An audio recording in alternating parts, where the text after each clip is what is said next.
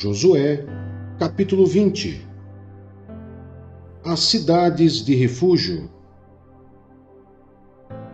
Disse o Senhor a Josué: diga aos israelitas que designem as cidades de refúgio, como lhes ordenei por meio de Moisés, para que todo aquele que matar alguém sem intenção e acidentalmente possa fugir para lá e proteger-se do vingador da vítima.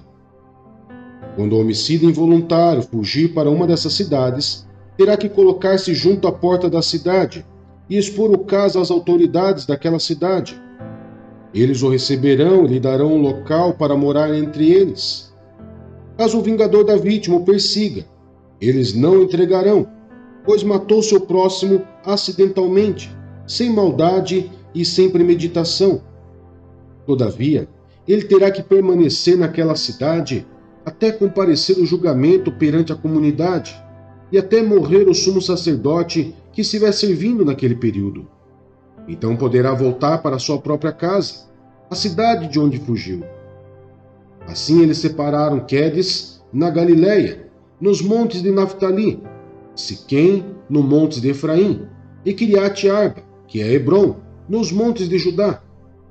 No lado leste do Jordão, perto de Jericó, designaram Bezer, no planalto desértico da tribo de Ruben, Ramote em Gileade, na tribo de Gade, e Golã em Bassã, na tribo de Manassés.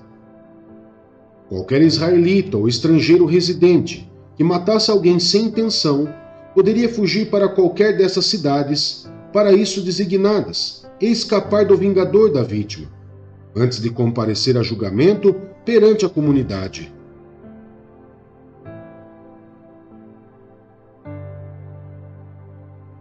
Mateus, capítulo 28. A ressurreição. Depois do sábado, tendo começado o primeiro dia da semana, Maria Madalena e a outra Maria foram ver o sepulcro. E eis que sobreveio um grande terremoto, pois um anjo do Senhor desceu dos céus, e chegando ao sepulcro, rolou a pedra da entrada e assentou-se sobre ela. Sua aparência era como um relâmpago, e suas vestes eram brancas como a neve. Os guardas tremeram de medo e ficaram como mortos. O anjo disse às mulheres: não tenham medo. Sei que vocês estão procurando Jesus, que foi crucificado. Ele não está aqui, ressuscitou, como tinha dito. Venham ver o lugar onde ele jazia. Vão depressa e digam aos discípulos dele: ele ressuscitou dentre os mortos e está indo adiante de vocês para a Galileia. Lá vocês o verão. Notem que eu já os avisei. As mulheres saíram depressa do sepulcro, amedrontadas e cheias de alegria, e foram correndo anunciá-lo aos discípulos de Jesus. De repente, Jesus as encontrou e disse: salve!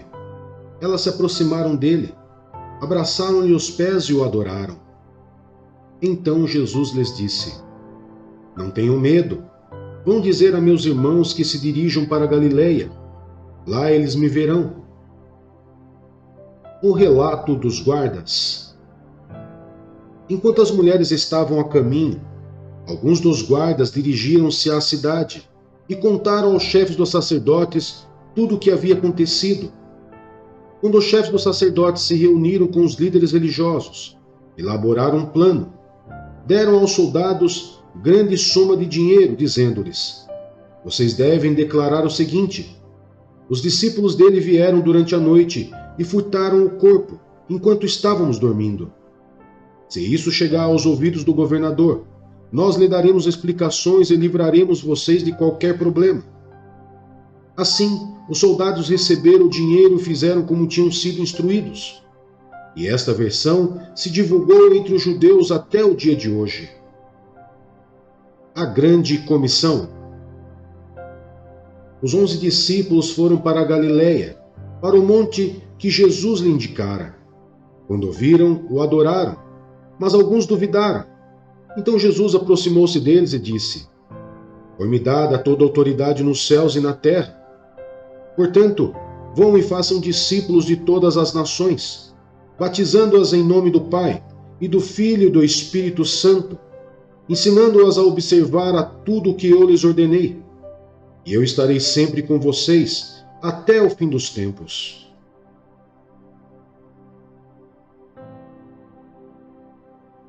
Jeremias, capítulo 13. O cinto de linho. Assim me disse o Senhor: vá comprar um cinto de linho e ponha-o em volta da cintura, mas não deixe encostar na água. Comprei um cinto e o pus em volta da cintura, como o Senhor me havia instruído. O Senhor me dirigiu a palavra pela segunda vez, dizendo: pegue o cinto que você comprou e está usando, vá agora a Perate, e esconda-o ali numa fenda da rocha. Assim, fui e o escondi em Perate, conforme o Senhor me havia ordenado.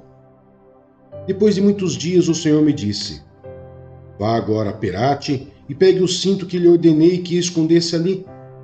Então fui a Perate, desenterrei o cinto e o tirei do lugar em que havia escondido.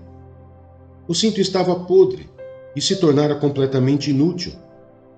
E o Senhor dirigiu-me a palavra dizendo: assim diz o Senhor: do mesmo modo, também arruinarei o orgulho de Judá e o orgulho desmedido de Jerusalém.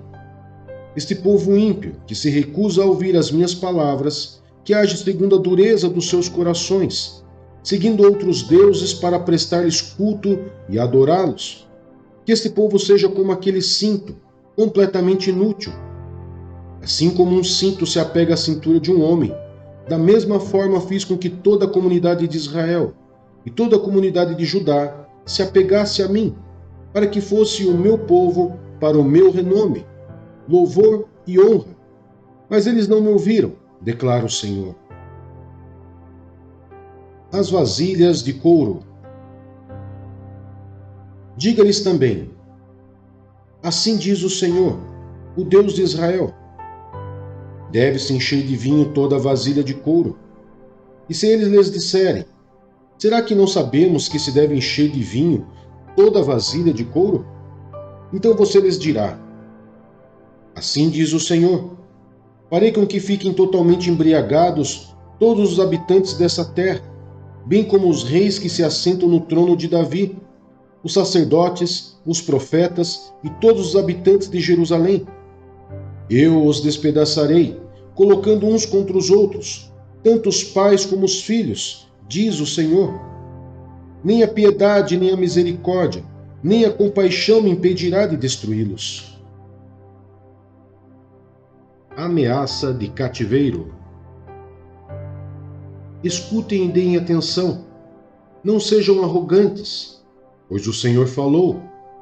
Deem glória ao Senhor, ao seu Deus, antes que ele traga trevas, antes que os pés de vocês tropecem nas colinas ao escurecer. Vocês esperam a luz, mas ele fará dela uma escuridão profunda. Sim, ele a transformará em densas trevas. Mas se vocês não ouvirem, eu chorarei em segredo, por causa do orgulho de vocês. Chorarei amargamente, e de lágrimas os meus olhos transbordarão, porque o rebanho do Senhor foi levado para o cativeiro. Diga-se ao rei e à rainha mãe: desçam do trono, pois as suas coroas gloriosas caíram de sua cabeça. As cidades do Negueb estão bloqueadas, e não há quem nelas consiga entrar. Todo Judá foi levado para o exílio, todos foram exilados. Erga os olhos, Jerusalém, e vejam aqueles que vêm do norte. Onde está o rebanho que lhe foi confiado, e as ovelhas das quais você se orgulhava? O que você dirá quando sobre você dominarem aqueles que você sempre teve como aliados? Você não irá sentir dores como as de uma mulher em trabalho de parto? E se você se perguntar: por que aconteceu isso comigo? Saiba que foi por causa dos seus muitos pecados que as suas vestes foram levantadas e você foi violentada. Será que o etíope pode mudar a sua pele? Ou o leopardo as suas pintas? Tenho visto os seus atos repugnantes, os seus adultérios, os seus relinchos, a sua prostituição desenvergonhada sobre as colinas e nos campos. Ai de você, Jerusalém! Até quando você continuará impura?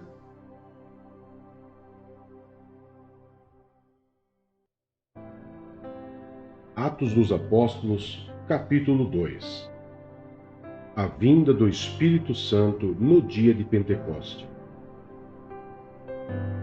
Chegando o dia de Pentecoste, estavam todos reunidos num só lugar.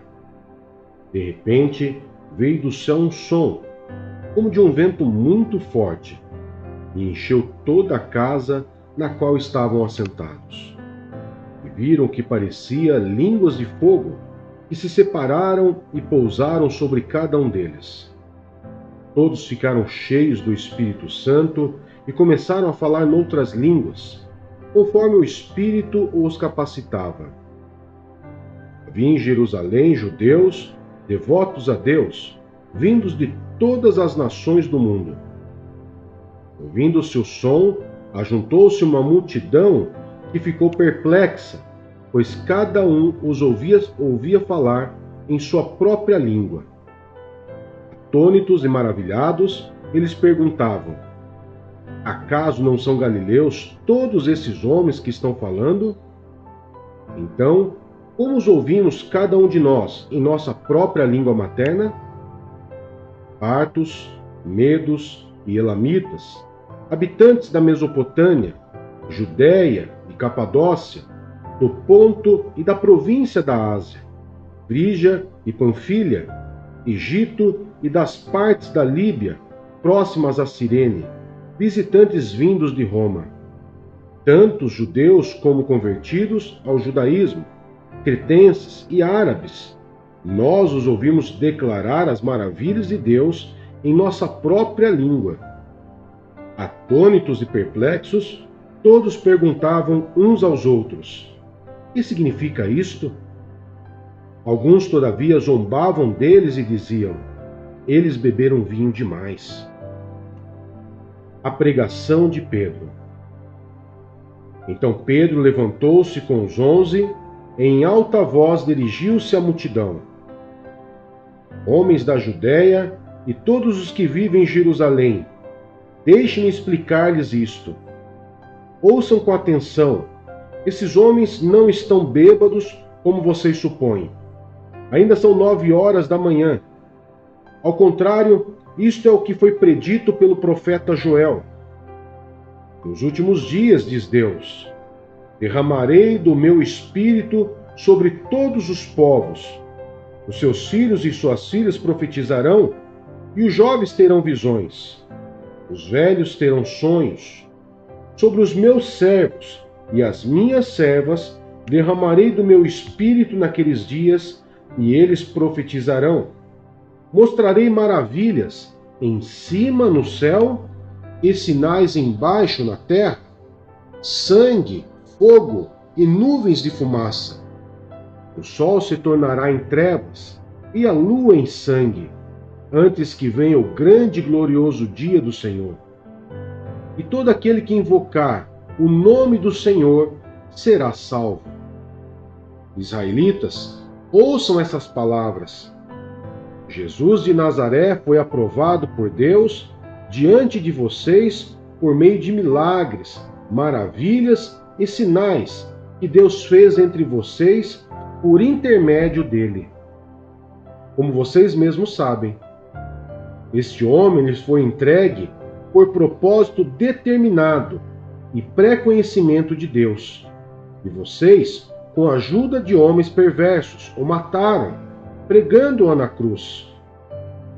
Mas Deus o ressuscitou dos mortos, rompendo os laços da morte, porque era impossível que a morte o retivesse. A respeito dele, disse Davi: eu sempre vi o Senhor diante de mim, porque ele está à minha direita, não serei abalado.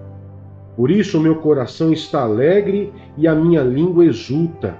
O meu corpo também repousará em esperança, porque tu não me abandonarás no sepulcro, nem permitirás que o teu santo sofra decomposição.